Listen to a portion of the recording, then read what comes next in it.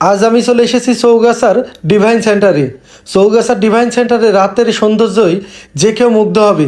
চারদিকে প্রচণ্ড অন্ধকার আর ভিতরে জলজল করছে ডিভাইন সেন্টার। আসলে অন্যরকম এক মোমেন্ট, আপনি না আসলে না দেখলে বিশ্বাস করতে পারবেন না। যাই হোক, আজ আমরা চলে এসেছি ডিভাইন সেন্টারের দ্বিতীয় তলায়। আর আমরা এখানে বেশ কিছু ঠান্ডা জাতীয় খাবার খাব। প্রচণ্ড গরমের ভিতরে কিছু শীতল খাবার আসলে খুব অন্যরকম এক অনুভূতি। যাই হোক, আমরা যখন রাত্রে এসেছিলাম তখন বাজে রাত 8:30, আর এই সময় একদম ডিভাইন সেন্টার পুরোপুরি ফাঁকা ছিল। মোটামুটি নিরিবিলি পরিবেশেই আজ আমরা চলে এসেছি।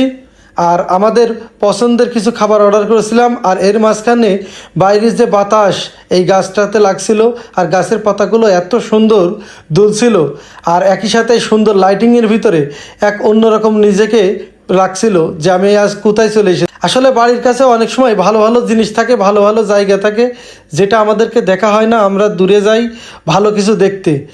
যারা এই মুহূর্তে চৌগাছায় আছে তারা মোটামুটি এই ডিভাইনের এই ভিউটা, রাতের ভিউটা অবশ্যই আপনারা দেখে আসবেন, আপনাদের অবশ্যই ভালো লাগবে। আর ডিভাইনের খাবারের মানগুলোও কিন্তু অনেক সুন্দর, অবশ্যই চেষ্টা করবেন।